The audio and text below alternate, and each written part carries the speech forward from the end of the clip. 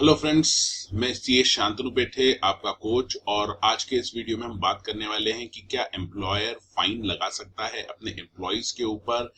चलिए देखते हैं नया कानून इस बारे में क्या कहता है। नया कानून ये साफ साफ कहता है कि एम्प्लॉयर अपने एम्प्लॉय के ऊपर किसी भी तरह का फाइन नहीं लगा सकता। तो ये जो बात कही गई है ये इस हिसाब से कही गई है कि अपनी मन मर्जी से वो फाइन नहीं लगा सकता, लेकिन एक तरीका है जिसके जरिए एम्प्लॉयर एम्प्लॉय के ऊपर फाइन लगा सकता है। लॉ ये कहता है कि अगर एम्प्लॉयर ने अप्रोप्रिएट गवर्नमेंट का अप्रूवल ले लिया है, यानी पहले उसे अप्रूवल लेना पड़ेगा फाइन लगाने के पहले, और अगर वो गवर्नमेंट उसे अप्रूवल दे देती है फाइन लगाने का, तो ऐसे केसेस में एम्प्लॉयर एम्प्लॉय के ऊपर फाइन लगा सकता है। लेकिन एक शर्त है कि ये जो भी एक्ट और ओमिशंस, यानी जो जो एक्ट्स या ओमिशन जिनके ऊपर फाइन लगाना है, वो सारी लिस्ट एम्प्लॉयर को डिस्प्ले करनी पड़ेगी नोटिस बोर्ड पे इन द प्रीमाइसेस। यानी एक प्रीमाइसेस में उसको ये पूरा नोटिस बोर्ड पे लगा के शो करना पड़ेगा कि ये एक्ट्स हैं, ये ओमिशन है जिनके ऊपर की फाइन लगाया जा सकता है।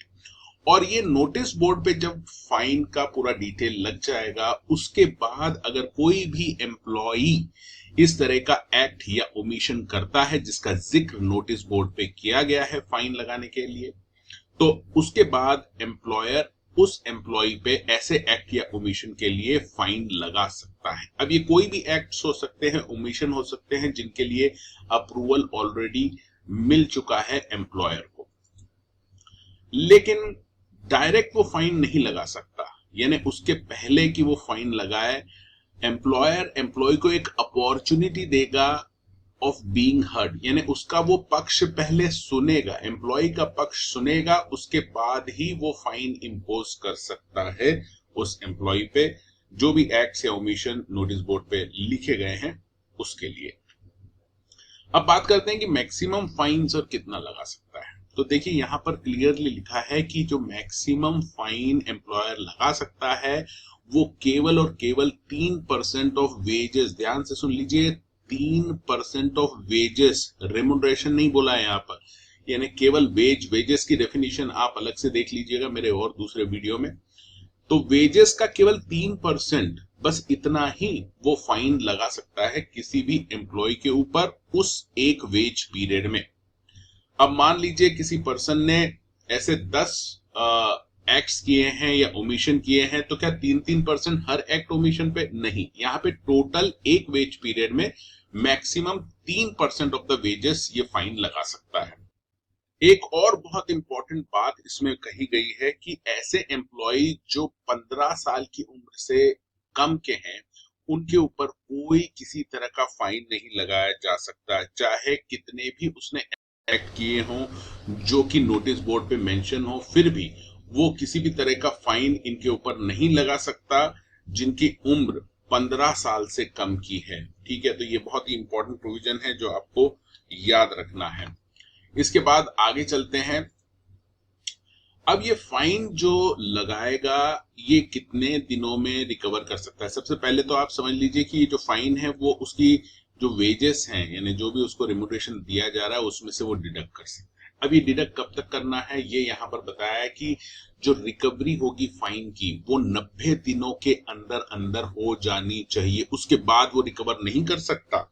इसका मतलब अगर इसने एम्प्लॉयर ने फाइन लगाया है किसी एम्प्लॉय पे, तो 90 डेज का टाइम है जिसके अंदर वो रिकवरी कर सकता है ना, उसके वेजेस में से वो डिडक्ट कर सकता है, उसके बाद वो नहीं कर सकता। अब इसमें एक और बहुत ही इंपॉर्टेंट पॉइंट बताया है कि जो डेट ऑफ फाइन है वो कौन सी मानी जाएगी? जो डेट ऑफ फाइन है वो मानी जाएगी जिस दिन वो एक्ट हुआ है या ओमिशन हुआ है, यानी जिस भी एक्ट या ओमिशन के लिए आप फाइन लगा रहे हैं उस दिन से हम मान लेंगे कि ये फाइन लगा है, चाहे उसने बाद में ही क्यों फाइन क्यों ना लगा हो। फॉर एग्जांपल, अगर 1 जनवरी को किसी एम्प्लॉय ने ऐसा कुछ काम कर दिया है जिसके ऊपर फाइन लगना है, लेकिन एम्प्लॉयर ने वो जो फाइन है वो 10 जनवरी को लगाया है, ठीक है, और अब उसको रिकवर करना है। तो ये कह रहे हैं कि जो 90 दिन का पीरियड है यानी रिकवरी का वो फाइन, वो स्टार्ट होगा एक्ट या ओमिशन जिस दिन हुआ है